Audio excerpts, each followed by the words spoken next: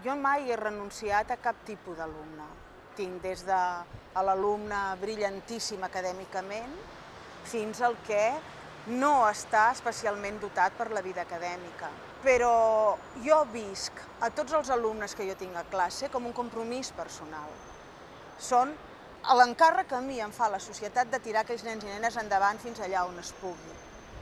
I aleshores jo crec que el bon professional ha de veure per quin camí realment arriba millor i com pot realment estirar fins al màxim que cada un pugui donar. Hi ha uns mínims que tothom ha d'assolir, però no tothom crec que ha de passar pel mateix adreçador ni pel mateix mètode. I una de les coses que crec és que els centres haurien de tenir un ventall més ampli de recursos dels que tenen i d'itineraris més amplis dels que tenen, per poder-se adequar poder una mica millor a les diferents característiques dels alumnes i poder aconseguir allò que s'ha d'aconseguir, de vegades amb llenguatges diferents. I de vegades això una sola persona no ho pot fer. De totes maneres, jo sóc optimista. Jo crec que quan s'acaba aquí, afortunadament s'acaba, si és la secundària obligatòria, amb 16 anys.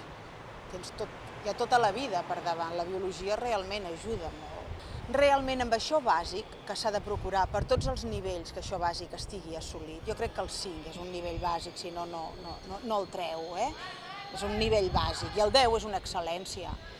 Hi ha gent que no arriba amb aquest 5. A mi aquesta gent em preocupa. Poder hi hauria d'haver un itinerari una mica diferent per aquesta gent, per atendre'ls. Ell té el mateix dret que el que té un 10.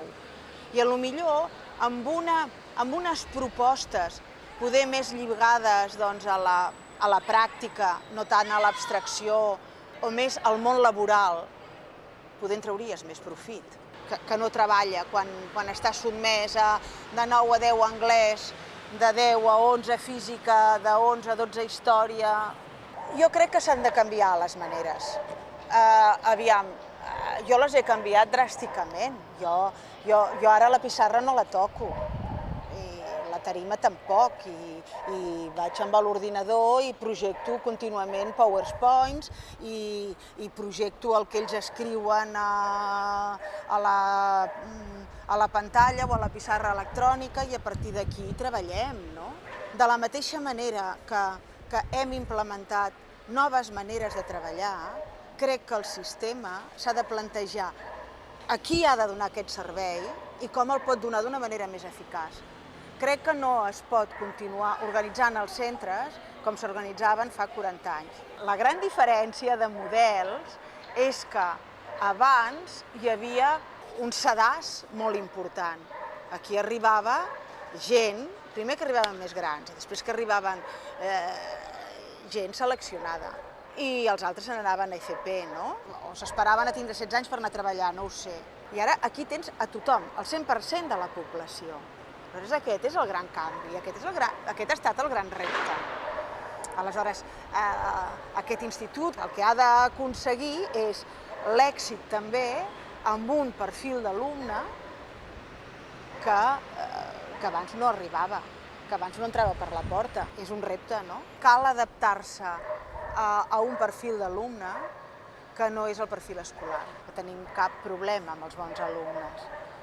El problema amb els bons alumnes, com més treballes amb el que a tu t'agrada treballar i amb el que tu saps fer, la cosa brilla i brilla i brilla i brilla i brilla. L'important és que has de canviar la teva manera de treballar per arribar a tota una sèrie d'alumnes que estan desmotivats, que allò no els interessa, que tenen altre tipus de problemes, que tenen